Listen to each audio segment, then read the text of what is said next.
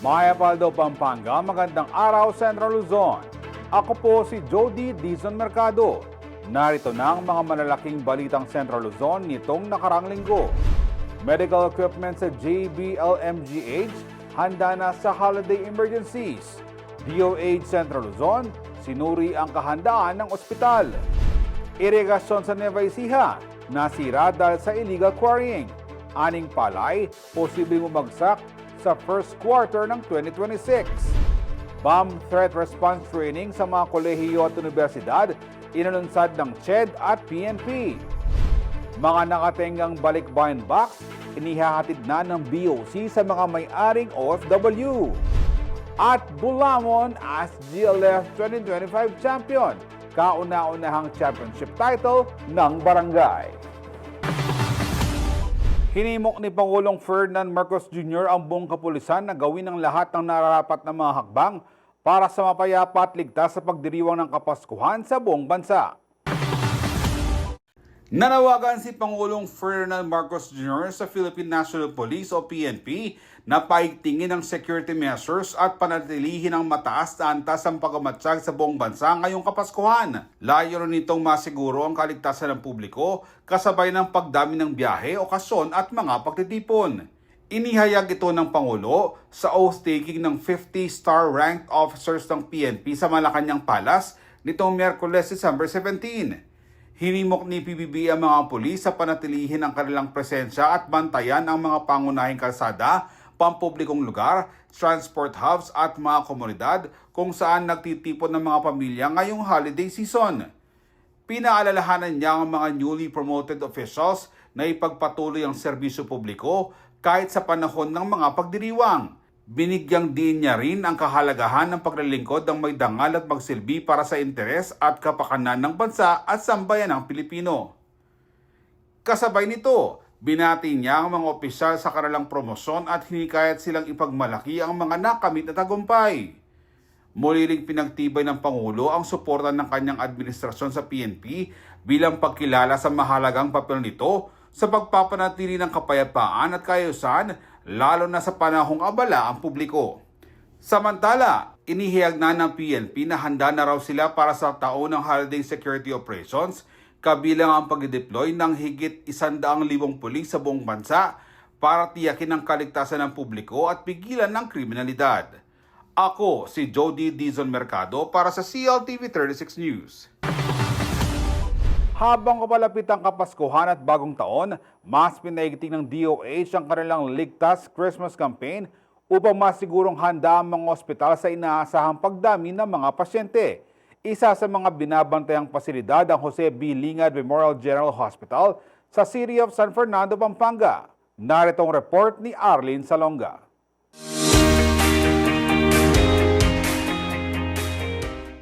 Sa kasagsagan ng holiday rush, inaasahang muling tataas ang bilang ng mga pasyenteng dinadala sa ospital. Mula sa mga aksidente, food poisoning, fireworks-related injuries o FWRI, at iba pa. Kaya bilang bahagi ng Ligtas Christmas Campaign ng Department of Health, nagsagawa ng hospital monitoring ang DOH Central Luzon nitong Biyernes, December 19 sa Jose B. Lingad Memorial General Hospital, City of San Fernando, Pampanga. Isa sa pinakamalaking pampublikong ospital sa rehiyon. Pinangunahan ni Regional Director Dr. Corazon Flores ang monitoring visit, kasama ang ilang medical doctors ng JBLMGH. Gumawa po kami ng isang tent po dito na kung saan unang-unang makikita ang mga pasyente natin na naging biktima ng paputok. So makikita niyo po rito, una, meron po tayo yung monitoring natin. On this side naman po, makikita niyo po yung mga gamit natin, pang medical at surgical din po para sa mga pasyente natin, para sa mga naka-aksidente, mga batang nakalulun ng Watusi.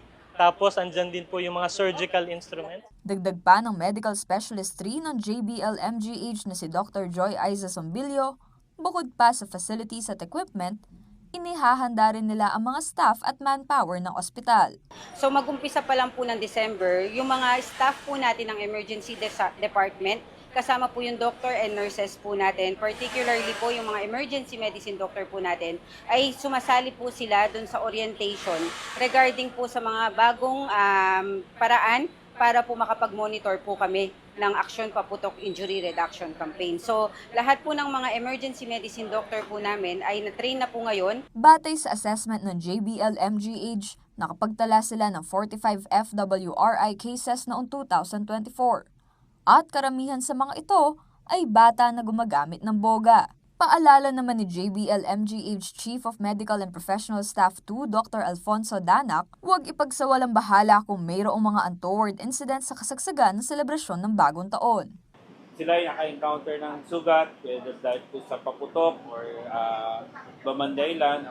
Pagkayari nga po, hugasan muna ng malinis na tubig, pwede pong sabunin, at ibalot po ng malinis na tela or malinis na gasa. Liban sa medical aspect, pinapaigting rin ng DOH ang Online National Electronic Injury Surveillance System na isang real-time monitoring tool kung saan makikita ang bilang ng mga naitatalang kaso ng FWRI, heart attack o iba pang emergency cases sa kasagsagan ng holiday season. Araw-araw itong magbibigay ng datos para malaman ang dami ng mga naitalang kaso. Yung online National Electronic Injury Surveillance System na mag-uumpisa po ng December 21.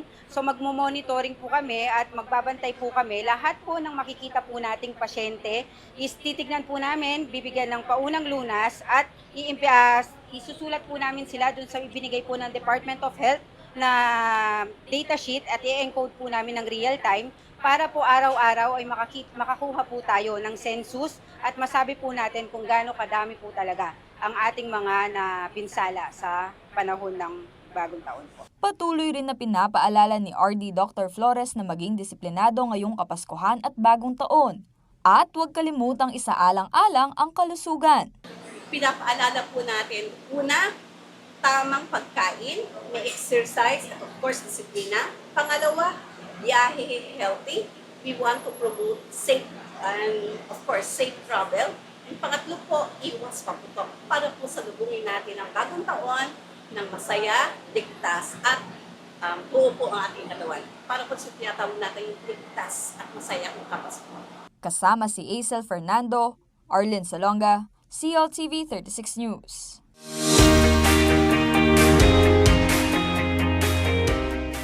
Itinaas na ng BFP ang kanilang alert status upang masiguro na ligtas ang bawat pamilya sa pagdiriwang ng Pasko at Bagong Taon. Ang kabuuang detalye sa ulat na ito. Inilagay na sa heightened o blue alert ang buong hanay ng Bureau of Fire Protection o BFP simula Lunes, December 15 at itataas ito sa full o red alert mula December 23, 2025 to January 2, 2026. Paliwanag ng ahensya, ang blue alert ay nangangailangan ng 50% attendance ng mga tauhan at paghahanda sa mga posibleng insidente alinsunod sa Incident Management System. Habang ang red alert ay nangangailangan ng 100% attendance upang agad na makaresponde sa anumang sakuna o emergency. Sa ilalim ng red alert, kailangang manatili ang mga tauhan sa kani-kanilang tanggapan o istasyon para sa 24-hour monitoring. Suspendido rin ang lahat ng leave applications maliban sa sick leave. Bilang bahagi ng Oplan Paalala Iwas Paputok, magde-deploy ang BFP ng humigit kumulang 32,000 tauhan sa lahat ng regional, provincial, district, city at municipal stations sa buong bansa.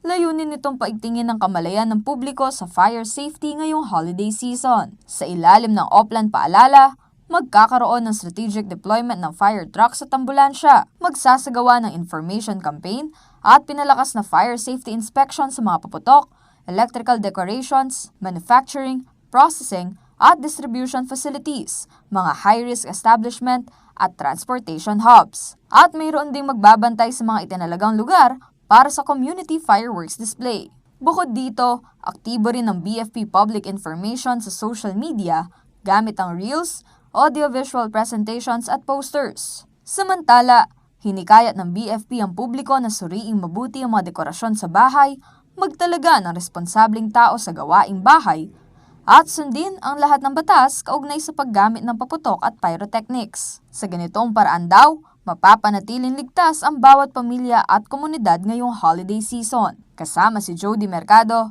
Arlene Salonga, CLTV 36 News. Bilang tugon sa pinsalang dulot ng illegal na quarrying sa irigasyon, maglulunsad ang Department of Agriculture o DA ng alternatibong taniman upang mabawasan ang pagkalugi ng mga magsasaka sa Nueva Ecija. Malubhang pinsala sa ilang bahagi ng Upper Pampanga River Irrigation System sa Nueva Ecija ang iniulat ng Department of Agriculture o DA. Ito ay makaraang maapektuhan ng illegal quarrying na nagdulot ng pagkakaantala sa supply ng patubig sa mga sakahan. Dahil sa nasirang irigasyon, posibleng bumagsak ang ani ng palay sa rehiyon nang humigit kumulang 120,000 metric tons sa unang bahagi ng susunod na taon. Bagay na posibleng magdulot ng malaking pagkalugi sa libo-libong magsasaka. Ayon sa DA, direktang maaapektuhan ng limitadong water supply ang produksyon ng palay, kaya kinakailangan umano ang agarang hakbang habang isinasagawa ang pagkukumpuni ng mga irrigation facility.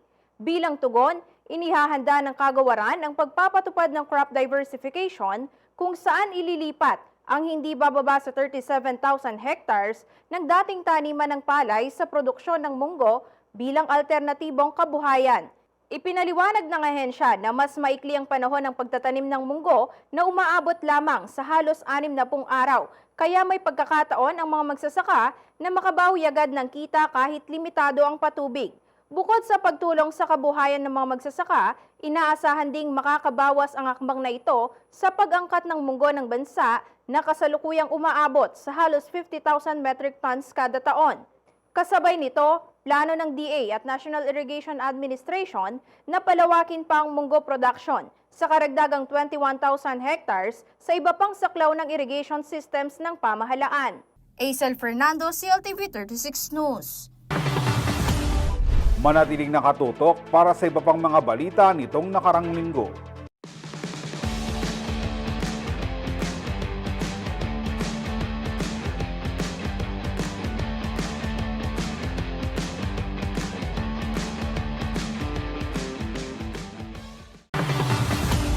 Nagbabalik ang CLTV 36 News Recap. Sa iba pang mga balita, formal nang nanumpa ang 850 bagong patrolmen at patrolwomen bilang bahagi ng Police Regional Office 3 sa Camp Oliva sa City of San Fernando, Pampanga. Tiniyak ng PNP katuwang ang Sir Optimus International Pampanga na patas at maayos sa naging proseso ng pagpili, lalo na sa representasyon ng kababaihan sa hanay ng kapulisan. Para sa iba pang detalye, narito ang ulat. Formal nang nanumpa ang 870 newly appointed patrolmen at patrolwomen bilang mga kasapi ng Police Regional Office 3 sa Camp Oliva, City of San Fernando, Pampanga ngayong Miyerkules, December 17. Sa likod ng prosesong ito, kabilang sa mga tumiyak sa patas at maayos na pagpili ang Sir Optimus International Pampanga, ang nag-iisang non-government organization sa Final Selection Committee na kumakatawan sa sektor ng kababaihan. Isa kami sa nag-iisang non-government organization that represents the women's sector, and kami lang yung non-uniform personnel na kasama sa panel. So we make sure na ma-maximize yung more than 20% or more na mga kababaihan ng ma-i-admit o masama sa mga bagong hilera ng mga kapulisan. Bukod sa pagtiyak ng patas na representasyon ng kababaihan, bahagi rin ng advokasya ng Sir Optimus ang pagpapalakas ng Police Women and Children Protection Desk sa mga himpilan ng pulisya. Kasi isa sa mga pinaka-importanting project ng Sir Optimus ay yung Adapt a PNP WCPD. So para nakakasiguro kami na merong mga ga-assist para sa ating mga women and children, kailangan enough yung representation ng women sa bawat stasyon ng ating mga pulisya. Mahigit isang dekada ng katuwang ng PNP ang Sir Optimus International Pampanga sa annual selection ng mga aplikante, partikular sa programang Adapt a PNP WCPD. Ayon kay Regional Director Police Brigadier General Rogelio Peñones Jr., mahigpit at patas ang proseso ng pagpili mula physical, mental, hanggang sa values at integridad ng bawat aplikante. Napakataas talaga ng qualification standard ng PNP. Kaya nga sabi ko, even dun sa 870, yung iba dito tatlong beses nang nag-apply. And sabi ko nga, ito yung pagkakataon na nabigyan silang pagkakataon na makapasok sa PNP. So talagang masusi yung screening na ginagawa natin. Mahigit 3,000 aplikante ang dumaan sa screening, ngunit 870 lamang ang nakatugon sa itinakdang pamantayan ng PNP Region 3. And doon sa 870, napakasimple ng mensahe, pag-igihin ng training, sa puso ang training dahil yung gagawin nila sa training, ito yung gagawin din nila paglabas nila para sa pagsiservisyo sa ating taong bayan dito sa Central Luzon. Binigyang diin din ng Regional Director ang mahalagang papel ng pamilya bilang pangunahing sandigan ng mga bagong pulis habang sila ay sumasailalim sa mahigpit na pagsasanay. Yung pamilya nila, sabi ko, suportahan at tulungan nila yung mga bagong pulis na ito na maging maayos sa kanilang training. Na sila kasi ang #1 support system eh. Huwag nilang hayaan na sila mismo yung gumagawa ng pagkakataon na kung saan hindi mapaayos yung training ng mga kapulisan natin. Aisel Fernando, CLTV 36 News. Tuloy-tuloy na raw ang progreso sa konstruksyon ng North-South Commuter Railway na inaasahang magdadala ng malaking pagbabago sa transportasyon sa Central Luzon at Calabarzon, partikular sa Calamba, Laguna. Patuloy ang konstruksyon ng North-South Commuter Railway o NSCR na itinuturing na isa sa pinakamalaking proyekto sa larangan ng transportasyon sa bansa. Ang modern 147-kilometer electrified at elevated train ay mag-uugnay mula Clark, Pampanga hanggang Calamba, Laguna. Kapag operational na, inaasahang masaserbisyohan nito ang higit 800,000 na pasahero araw-araw na magbibigay ng mas mabilis, maasahan at komportableng serbisyo. Bibiyahe ang mga tren sa bilis na 120 to 130 kilometers per hour at tatagal lamang na 3 oras ang biyahe mula Clark hanggang Calamba. Sa latest update ng Department of Transportation o DOTR, ang Manila-Clark segment ay kasalukuyang nasa humigit kumulang 65% complete na, habang ang Malolos-Clark segment sa Bulacan at Pampanga ay nasa 48%. Sa kabuuan, ang NSCR mula Clark hanggang Calamba ay may physical progress na humigit kumulang 32% sa kasalukuyan. Patuloy ang paggawa sa mga elevated tracks at mga pangunahing istasyon sa Bulacan at Clark habang natatapos na rin ang right-of-way clearance mula Kalumpit, Bulacan hanggang Clark Freeport Zone na isang mahalaga para sa ituloy-tuloy na konstruksyon. Kasabay nito, aktibong naghahanap ang pamahalaan ng private partner para sa operations at maintenance ng NSCR sa ilalim ng public-private partnership. Ilang pangunahing kumpanya mula sa Japan ang nagpapakita ng interes at patuloy ang suporta ng Japanese government sa mga mahalagang railway projects sa bansa. Ayon sa mga plano, ang pre-operations ay nakatakda mula March 2026 hanggang July 2027. Ang partial opening mula Clark International Airport hanggang Valenzuela ay inaasahang magaganap sa December 2027 to September 2028. Samantala, ang extended partial operations mula Pasay o Alabang hanggang Calamba ay target mula October 2028 to December 2031. Ang buong operasyon ng sistema ay nakatakdang simulan sa January 2032. JM De Jesus, CLTV 36 News. Nagsagawa ng pagsasanay ang Commission on Higher Education at Philippine National Police sa mga higher education institutions sa pagtugon sa bomb threats na malaking abala sa mga mag-aaral at komunidad. Nagkaisa ang Commission on Higher Education o CHED at Philippine National Police o PNP upang tugunan ang dumaraming insidente ng bomb threats sa mga higher education institutions o HEIs. Kasunod nito, inilunsad ng PNP ang Crisis or Incident Management and Bomb Threat Response Training Program mula December 6 hanggang 8 sa Mariano Marcos State University sa Batac, Ilocos Norte. Lumahok sa programa ang hindi bababa sa 48 kinatawan mula sa 16 na state universities and colleges o SUCs na itinuturing na mataas ang panganib sa ganitong uri ng banta. Sa isang pahayag nitong Martes, December 16, binigyang diin ni CHED Chairperson Shirley Agrupis ang matibay na paninindigan ng ahensya sa pagpapanatili ng kaligtasan sa mga campus. Nagsisilbi umanong paalalang inisyatiba sa pangangailangang makabuo ng mas maraming academic programs na magpapalawak ng kaalaman sa pagprotekta sa civil society. Sa kalaw ng 3 araw na pagsasanay, ang mga masitsinang module, talakayang pinangunahan ng mga eksperto at practical emergency situations na pinangasiwaan ng mga espesyalista mula sa PNP at Office of Civil Defense. Sa pamamagitan daw ng programa, umaasang opisyal na makabuo ang tanggapan ng mga bagong learning pathway na hindi lamang nakatuon sa seguridad ng higher education kundi pati sa kaligtasan ng lipunan. Batay sa datos ng PNP at CHED survey, umaabot na sa 200 at siyam na bomb threat incidents ang naitala sa mga ACI sa buong bansa. Sa bilang na ito, 128 insidenteng naitala mula Oktubre hanggang Nobyembre lamang na nagdulot ng pagkakantala at pagkahangabala sa mga gawaing akademiko.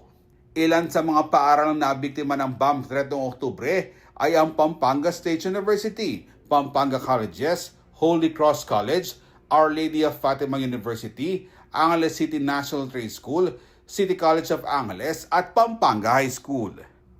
Ako si Jody Dizon Mercado para sa CLTV 36 News. Mas mababang rice import volume ang inaasahan ng DA para sa 2026. Kasunod dito ng ipinatupad ng rice importation ban simula nitong Setyembre at positibong projection sa ani ng lokal na palay. Inaasahang bababa ang rice imports ng Pilipinas sa 2026 batay sa pagtataya ng Department of Agriculture o DA nitong Martes, December 16. Sa isang panayam, sinabi ni Agriculture Secretary Francisco Chu Laurel Jr. na nasa pagitan ng 3.6 hanggang 3.8 million metric tons ang inaasahang volume ng aangkating bigas sa susunod na taon. Mas mababa ito kumpara sa 4.8 million metric tons na naitala noong 2024 at mas malapit sa tinatayang 3.5 million metric tons na kabuang rice imports ngayong taon. Ayon sa Bureau of Plant Industry o BPI, resulta ito ng 4 na buwang rice import ban na ipinatupad simula noong Setyembre. Ibinahagi ito ni Chu Laurel matapos ang consultative meeting kasama ang mga rice importers itong Lunes na layong balansihin ang kapakanan ng mga lokal na magsasaka ng palay at ng mga consumer. Nilinaw ng DA na lilimitahan ng pamahalaan ang importasyon upang maiwasan ang pagbulusok ng farm gate prices na naranasan kamakailan. Ayon sa kalihim, plano ring simulan ng quantitative restriction sa first half ng 2026 kung saan magkakasundo ang mga stakeholder na iakma ang import volumes bago ang lokal na anihan sa tag-init, habang planong makabuo ng panibagong sistema para rito sa ikalawang bahagi ng taon. Bibigang prioridad rin sa import allocation ang mga rice importer na voluntaryong bumibili ng lokal na palay. Bukod dito, isinasaalang-alang din ng DA ang posibilidad ng record high palay production sa 2026 na tinatayang aabot sa 20.3 million metric tons at inaasahang magbababa pa sa pangangailangan ng aangkating bigas. Ako si Jody Dizon Mercado para sa CLTV 36 News. Manatiling nakatutok para sa iba pang mga balita nitong nakarang linggo.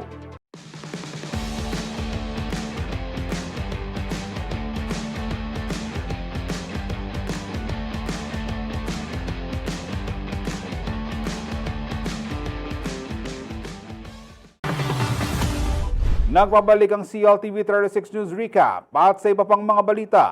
Ilang araw na lamang ang hinihintay at Pasko na, kaya naman kaliwat kanan na rin ang mga Christmas party ng iba't ibang kumpanya. Ngunit ayon sa DOLE, may malinaw na probisyon ng labor code na nagtatanggol sa mga karapatan ng mga empleyado laban sa sabalitang pagsali sa holiday activities. Kung ikaw ay pinili o tinakot, pwede lang magsampa ng reklamo sa National Labor Relations Commission. Ang kabuong detalye sa report ni Aisel Fernando. Nagpaalala ang Department of Labor and Employment o DOLE sa mga kumpanya na igalang ang paniniwala, relihiyon at personal na kagustuhan ng kanilang empleyado lalo na sa mga Christmas party at iba pang holiday activities. Ayon sa DOLE, may karapatan ang mga manggagawa na tumanggi at hindi sila maaaring piliting sumali sa mga aktibidad gaya ng pagsasayaw o pagtatanghal lalo na kung wala ito sa saklaw ng kanilang trabaho o job description. Babala ng ahensya, Maaaring magsampa ng reklamo ang empleyado kung sila ay pinilit, tinakot o pinagbantaan dahil sa hindi paglahok sa company events. Pwede nila itong ihain sa National Labor Relations Commission o NLRC. Batay sa Labor Code, ang mga makatarungang dahilan lamang para maparusahan ng employer ang isang empleyado ay serious misconduct, matindi at paulit-ulit na kapabayaan sa trabaho, loss of confidence dahil sa panloloko, krimeng ginawa laban sa employer o sa kanyang pamilya at iba pang paglabag sa mga patakaran ng kumpanya. Paliwanag ng Labor Department kung ang pamimilit ay may kaakibat na panliligalig o harassment, posible itong pumasok sa saklaw ng Safe Spaces Act. Maaring magsampa ng reklamo ang empleyado at dumulog sa NLRC upang humingi ng kaukulang danyos.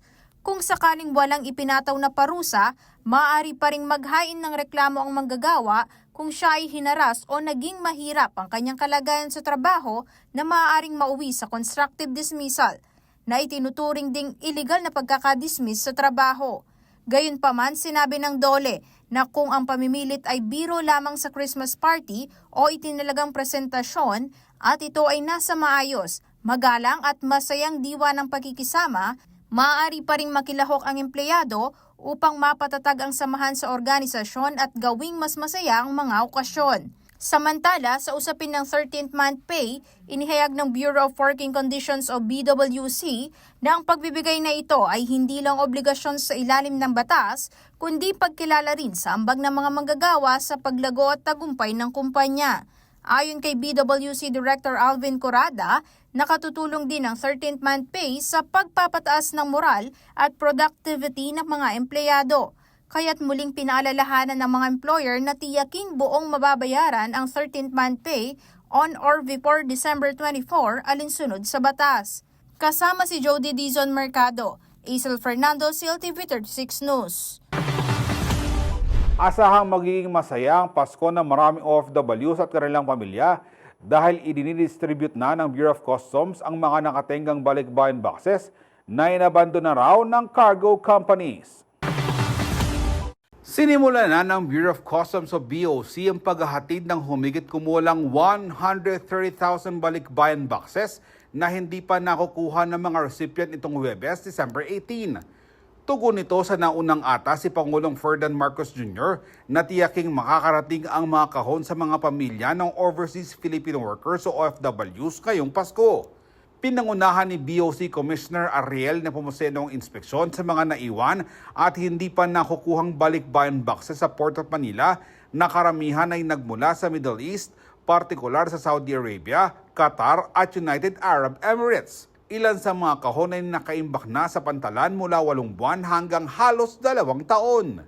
Ayon sa BOC, sa 144 cargo containers, may laman itong minimum na 54,000 kahon, depende sa laki ng bawat container. Kung may halong malalaking packages, maaari itong umabot sa mahigit 130,000 balikbayan boxes. Kaya naman ikinagulat daw ng BOC nang matuklasan ang suliraning ito noong Hulyo. Ipinaliwanag ng ahensya na naiwan ng mga kahon matapos mabigong mabayaran ng mga consolidators at deconsolidators ang kaukulang buwis at bayarin, dahilan upang ideklarang abandoned ang mga kargamento. Pinaalalahanan ni Nepomuceno ang mga tatanggap na walang babayaran sa pagkuha ng mga balikbayan box dahil sagot ng pamahalaan ng gasto sa paghahatid. Dagdag pa ng opisyal, hahabol ng BOC sa administratibo at legal na paraan ang mga kumpanyang responsable sa pag-abandona ng mga shipment. Makikipag-ugnayan rin daw ang tanggapan sa NBI upang matukoy kung maaring magsampa ng kasong large-scale estafa dahil sa posibleng sabuatan. Nitong Martes, inanunsyo ng Pangulo na humigit kumulang 130,000 balikbayan boxes ang may babalik sa kanilang mga may-ari bago sumapit ang Pasko. Nangako ang pamahalaan na gagawin ang lahat ng paraan upang mapabilis ang pamamahagi ng matagal ng naantalang balikbayan boxes sa mga pamilya ng OFW sa buong bansa. Ako si Jody Dizon Mercado para sa CLTV 36 News. Wala na raw magre-retirong guro na nasa antas ang Teacher 1 matapos sa magpatupad ng maramihang promosyon ang Department of Education sa mahigit 16,000 pampublikong guro sa bansa. Ipinromote ng Department of Education o DepEd ang 16,025 guro sa mga pampublikong paaralan sa buong bansa sa ilalim ng Expanded Career Progression o ECP system. Alinsunod umano ito sa direktiba ni Pangulong Ferdinand Marcos Jr. na itaguyod ang kanilang kapakanan. Sa isang pahayag nitong Miyerkules, December 17, sinabi ni Education Secretary Sani Angara na matagal nang kwalipikado sa promosyon ng maraming guro, ngunit naantala ang kanilang pag-angat sa serbisyo. Ayon sa kalihim, layo rin ng direktiba na maranasan ng mga guro ang pag-unlad sa kanilang karera habang nasa serbisyo at tiyakin na walang guro ang dapat magretiro bilang Teacher 1. Bukod sa mga napromote, mahigit 41,000 pang guro ang nakapila para sa promosyon. Ang mga proseso at dokumento nila ay naisumite na sa Department of Budget and Management o DBM. Sa bilang na ito, 29,017 teachers ang inaasahang aangat ng 1 hanggang 2 salary grade, habang 18,007 naman ang tatanggap ng pinakamataas sa 3 level ng salary grade increase. Kabilang sa mga tatanggap ng 3 antas sa promosyon, ang mahigit 3,000 guro mula sa Teacher 1 patungong Teacher 4, 3,374 mula Teacher 2 patungong Teacher 5, at more than 11,000 na guro mula Teacher 3 patungong Teacher 6.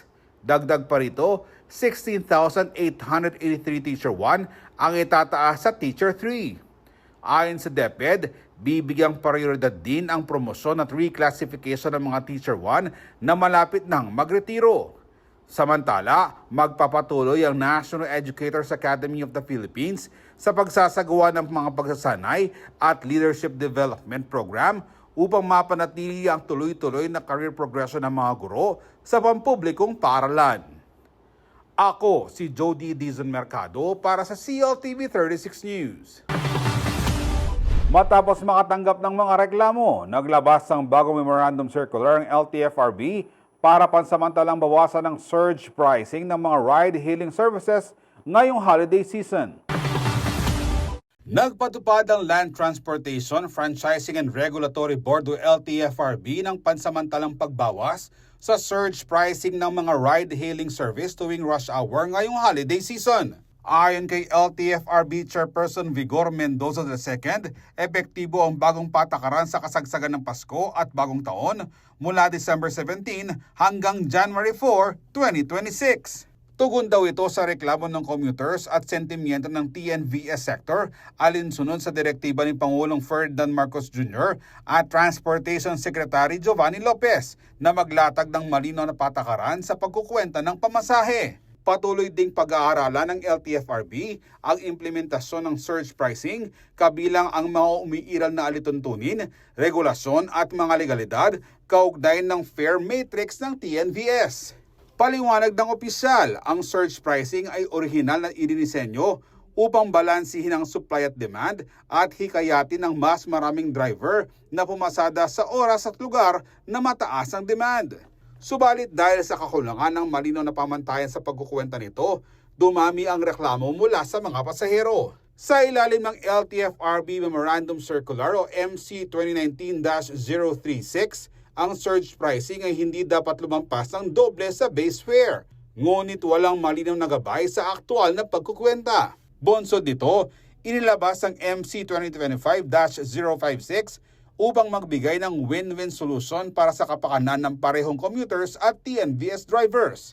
Sa bagong patakaran, ang surge pricing ay hindi dapat lumampas sa per kilometer rate at per minute charge ng TNVS fare matrix.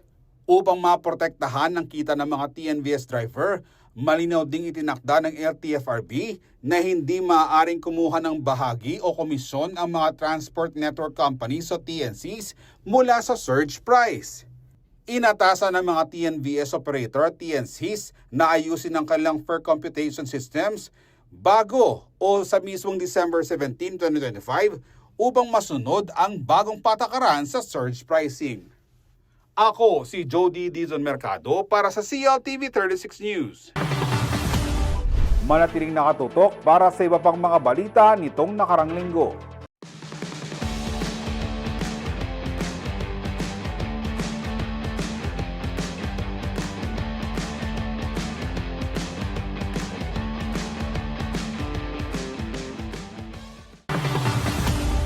Nagbabalik ang CLTV 36 News Recap at sa iba pang mga balita. Hawak kamay ang Don Bosco Academy Mabalacat at Houseland Holdings Corporated makaraang magkasundo para pag-ibayuhin ang edukasyon ng mga kabataan. Sinelyuhan ng Don Bosco Academy Mabalacat at ng Houseland Holdings Incorporated o HHI ang pagtutulungan para sa edukasyon ng kabataan at paglago ng paaralan. Formal na nilagdaan ng kasunduan para sa Corporate Community Partnership o CCPD ng dalawang institusyon nitong Biyernes, December 19 sa school grounds ng eskwelahan. Pinangunahan ni Father Roberto Maria Rojas, SDB, Rector ng Don Bosco at HHI President Attorney Christopher Ryan Tan ang ceremonial signing na sinaksihan ni na Maria Cristina Patron, Bookkeeper, Father Abel de Ocampo Jr. SDB, School Director, Melvin Jason Tan, Area Manager ng Festa Communities Incorporated at ng mga mag-aaral ng Don Bosco. Layo rin ng partnership na palawakin ang suporta ng HHI sa edukasyon bilang bahagi ng misyon nitong magtayo ng komunidad at pagyamanin ng pamumuhay ng mamamayan higit pa sa housing projects. Nakasaad sa kasunduan ang paghahatid ng 1 milyong pisong tulong ng HHI sa Technical Vocational Education and Training o TVET na iniaalok ng Don Bosco bukod pa sa scholarships at suporta para sa mga kabataang nais magpari. Lubos na ipinagpasalamat ng pamunuan ng Don Bosco Academy Mabalacat ang CCPD na malaki ang magiging kontribusyon sa paghubog ng susunod na mga lider at mabuting mamamayan ng bansa. Bukod sa TESDA, tanging ang Don Bosco Academy Mabalacat ang may TVET program para sa kanilang mag-aaral na kasalukuyan ay nasa 150 estudyante habang 772 learners naman ang nasa ilalim ng basic education. Ako si Jody Dizon Mercado para sa CLTV 36 News. Mula sa kumpiyansa bagong laban hanggang sa makasaysayang tagumpay sa entablado ng Liligang Barul, isang barangay ang nagningning at nag-iwan ng marka sa 117th Giant Lantern Festival. Alamin natin kung paano nasungkit ng Barangay Bulaon ang kauna-unahan nitong kampyonato sa pinakamakulay na tradisyon ng City of San Fernando sa ulat na ito.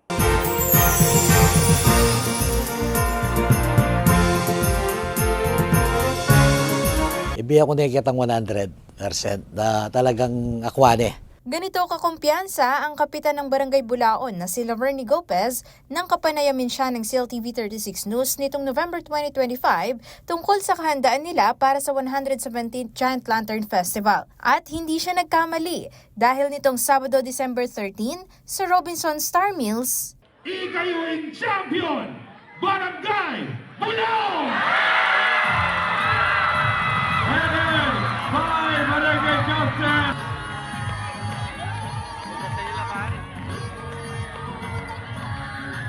again. second runner-up noong 2024, nasungkit ngayon ng Bulaon ang kampyonato sa pinakamakulay na selebrasyon ng syudad ng San Fernando, ang Ligligan Parul. Mula sa malatiktok nilang tugtugan na sumabay sa ritmo ng libo-libong ilaw.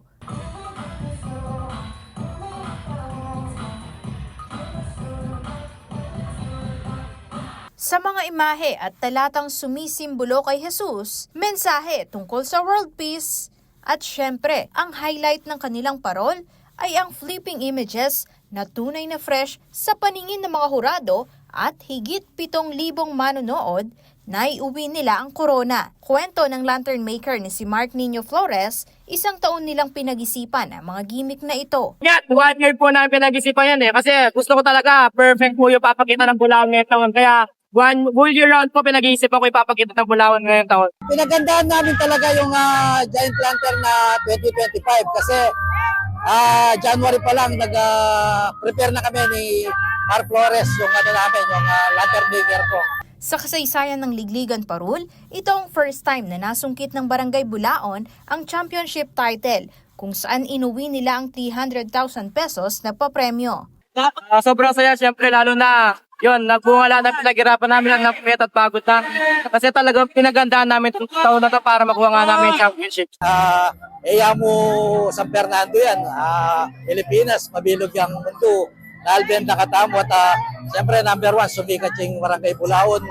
kayong larangan na ng pamakuwang parol, at saka siyempre San Fernando, balota naman, traditional na yung San Fernando talagang pamakuwang parol. Para naman kay GLF 2025 Committee Chairperson Engineer Noel Gomez, tunay na world-class ang ipinakita ng 10 barangay na kalahok sa taunang festival. Nakakamaha, no? Lahat nagulat sa galing. Iba-ibang style, iba-ibang prosesong ginawa nila. So, I'm sure by next year, mas makakakita pa tayo ng higit kasi magiging inspirasyon yan kasi lahat tinatarget. Pero sa likod ng bawat gimmick ay ang mga rotor operator na silang nagpapaandar sa mismong higanting parol.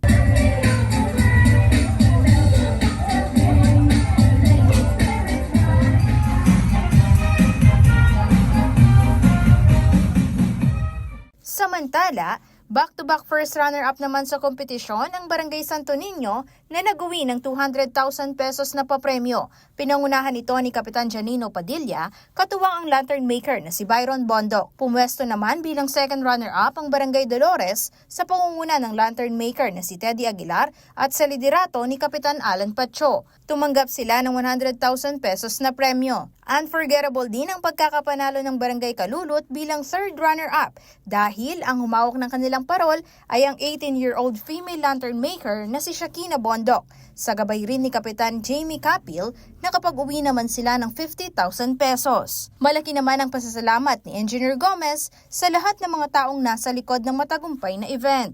Ang buong pasasalamat na sa pagpapala ng Diyos, naging matagumpay, tahimik at safe ang Giant Lantern natin ngayong 2025. At kung may mensahe man daw ang champion lantern maker na si Mark Nino Flores, Magtuloy-tuloy pa yung festival na to at kami mga lantern maker patuloy pa rin na pagpapasaya sa mga manonood. samantala bukod sa naganap na ligligan parol, mayroon pang exhibition nights ang mga higanting parol mula December 14, 2025 hanggang January 1, 2026.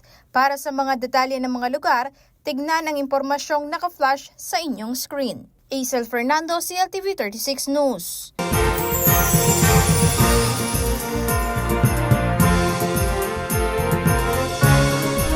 Nagdingning ang bayan ng Magalang, Pampanga nitong Biyernes nang iparada at sabay-sabay na pailawan ang makukulang na parol ng 26 na barangay sa taunang Lubenasing Pasko. Isang selebrasyon ng tradisyon, pananampalataya at malikhaing talento.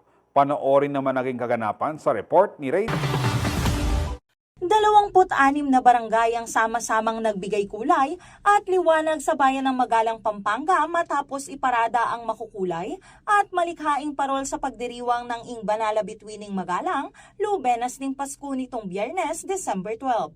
Pinangunahan ng lokal na pamahalaan ng Magalang ang selebrasyon bilang bahagi ng kanilang taunang programa sa Kapaskuhan na layong panatilihin ang tradisyon ng paggawa ng parol at palakasin ang partisipasyon ng mga barangay sa mga gawaing pangkultura. Nagsimula ang prosesyon sa San Bartolome Parish, dumaan sa mga pangunahing kalsada ng bayan at nagtapos sa Magalang Plaza kung saan sabay-sabay pinailawan ang mga maniningning na parol sa harap ng libo-libong residente at bisita. Bawat barangay ay nagpamalas ng kakaibang dedikasyon at pagkamalikhain sa pagbuo ng parol na sumasalamin sa pananampalataya, kultura at diwa ng Kapaskuhan. Mula sa tradisyonal na disenyo hanggang sa makabagong konsepto, naging tampok ang masusing pagkakagawa, makukulay na ilaw at makabagbag damdaming presentasyon na umani ng palakpakan at kinapulutan ng inspirasyon ng mga manonood. At matapos maitanghalang kani-kanilang mga pakulo at gimmick, muling nasungkit ng Barangay Santa Lucia ang kampyonato na ngayon ay hawak na ang titulo sa ikatlong magkakasunod na taon. Second place ang Barangay Santa Maria at nakuha din nila ang parangal para sa Best Presentation. Third place naman ng Santo Rosario na sinundan ng San Pedro II sa fourth place, habang nakapasok din sa ikalimang pwesto ang Barangay San Isidro. Sa pagtatapos ng gabi, iisa lang ang iniwang mensahe ng Magalang. Ang Lubenas ng Pasko ay hindi lamang paligsahan, kundi selebrasyon ng pagkakaisa, malikhaing talento at pananampalataya ng mga Magalenyo. Isang tradisyong patuloy na nagbibigay liwanag sa Pasko ng Bayan taon-taon. Rainiela Tugay, CLTV 36 News. Mainit na sinalubong ng mga taga-Candelaria si Miss Universe 2025 third runner-up Atisa Manalo sa kanyang grand homecoming. Napunong event ang saya at inspirasyon para sa mga kabataan ng Quezon Province. Alamin ng mga detalye sa Chika Express ni Zachary Carlos.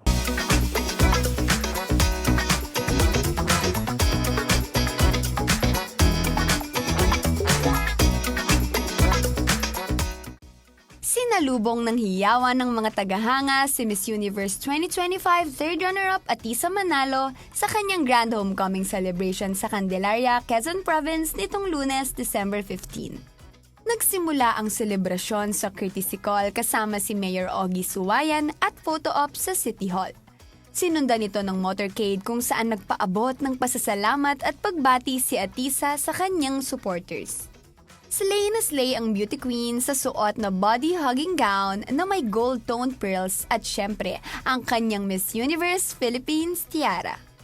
Ayon sa Facebook post ni Mayor Suwayan, mainit na tinanggap at tunay na pinagmamalaki ng bayan ng Candelaria ang pagbabalik ng kanilang pambansang munyeka. Sama-samang idinaos ng Punong Bayan at LGU ang pagdaraos ng homecoming celebration ng Beauty Queen bilang pagbibigay pugay sa naiuwing korona ni Atisa na patuloy na nagsisilbing inspirasyon lalo na sa mga kabataan ng Quezon Province.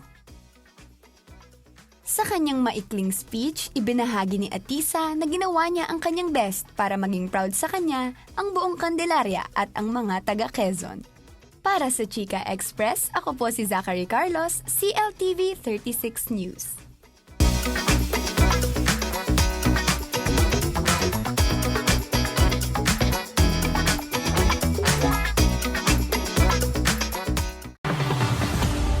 At sa mga balitang nakalat ng CLTV 36 News, para sa karagdagang detalye, maaari niyong i-follow ang aming social media pages sa Facebook at CLTV 36 Official at CLTV 36 News, sa X o Twitter at CLTV 36, at sa aming Instagram at TikTok at CLTV 36 Official.